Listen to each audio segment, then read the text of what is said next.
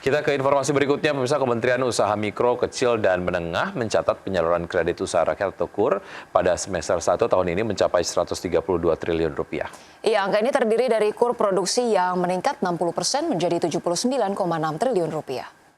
Menteri UMKM Maman Abdurrahman menyebutkan bahwa dari sisi pembiayaan secara kuantitas realisasi penyaluran KUR nasional hingga 2 Juli 2025 mencapai 132,7 triliun rupiah. Dengan penerima manfaat dari program KUR mencapai 2,29 juta orang.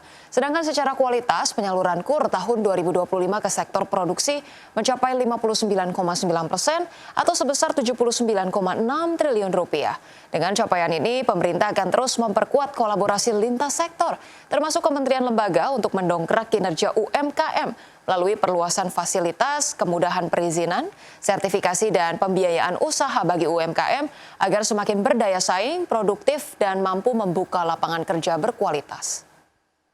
Hari ini, KUR produksi yang tersalurkan total di angka 79,6 triliun dengan persentase 59,97%. Artinya kurang 0,003 lagi secara persentase, dan ini bagi kami yang selama ini di angka 56-57% dan kita sudah mengarah ke sana.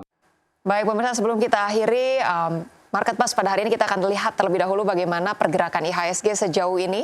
Jadi per pagi hari ini pemirsa, IHSG tampaknya masih menguat 0,55% ke 7.439,2. Kemudian kita lihat di sini ada top gainers datang dari WIFI, Inet, Brand, ADRO, Dewa, BRPT, dan top losers datang dari SSIA, TUWR, Bilog, TCPI, dan juga Mina. Oke, pergerakan sektoral dipimpin oleh 3 sektor. Setidaknya ada infrastruktur yang memimpin penguatan dengan penguatan 3,59%. Kemudian juga ada sektor teknologi 1,35% dan basic industry 1,02%. Sementara saham-saham ataupun sektor-sektor yang mengalami pelemahan signifikan di antaranya adalah cyclical yang melemah 0,17%. Kemudian sektor kesehatan melemah 0,14%. Kami pemirsa, sebanyak 80.000 koperasi desa Kelurahan Merah Putih diresmikan Presiden Prabowo Subianto secara serentak. Ya, targetnya Kopdes diharapkan mampu dan cepat menggerakkan perekonomian desa secara merata dan adil. Pemerintah menargetkan Koperasi Desa Merah Putih bisa menghadirkan pilar-pilar kemandirian ekonomi desa sebagai fondasi utama pertumbuhan ekonomi nasional, termasuk menghadirkan pergerakan ekonomi secara gotong royong, kekeluargaan, dan mengoptimalkan ekonomi kerakyatan. Presiden Prabowo menekankan bahwa Koperasi Desa Merah Putih harus memberdayakan petani, nelayan, serta pelaku ekonomi desa. Sejak Senin 21 Juli 2025 ini, sebanyak 81.140 unit Kopdes dan Kopkal seluruh Indonesia sudah terbentuk dan mulai beroperasi. Dengan beroperasinya seluruh koperasi desa dan kelurahan tersebut, Presiden optimis akan tumbuh sentra-sentra ekonomi dan usaha baru di masing-masing desa dan kelurahan.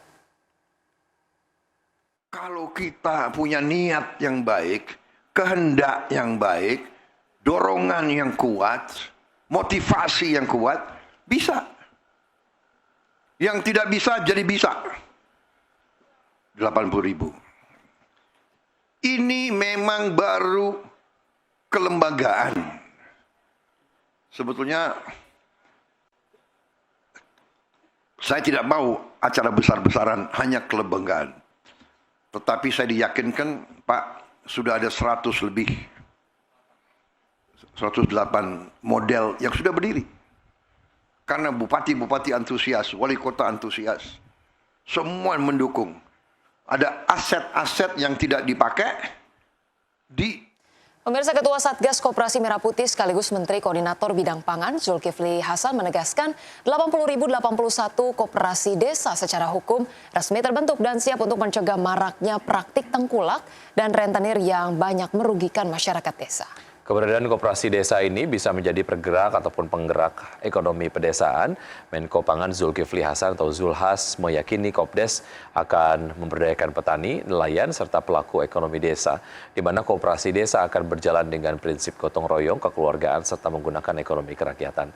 Untuk itu secara tegas pemerintah menegaskan sebanyak 80.081 koperasi merah putih yang tersebar di seluruh Indonesia siap dan akan memberantas tengkulak hingga rentenir dalam rantai pasok.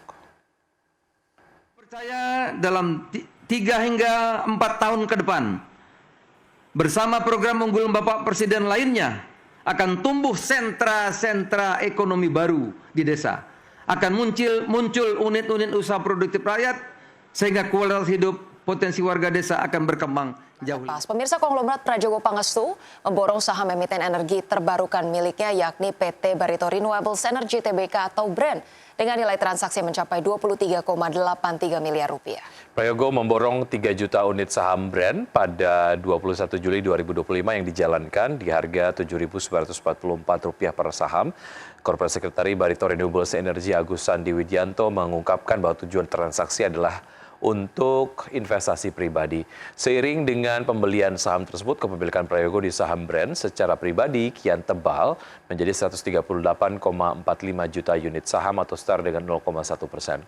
Sebagai catatan, selain melalui kepemilikan pribadi, Prayogo juga menggenggam saham BREN melalui Green Era Energy Pte. Dan PT Barito Pacific Tbk, di mana Green Era tercatat menggenggam 31,57 miliar unit atau 23,6%, sedangkan Barito Pacific menggenggam kepemilikan 86,51 miliar unit atau setara dengan 64,66%.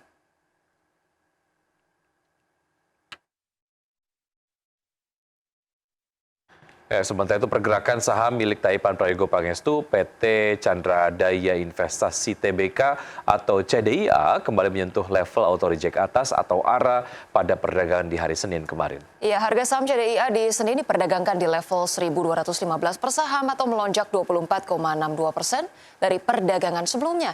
Ini artinya sejak melantai di bursa melalui initial public offering, saham ini telah melonjak 374,61%.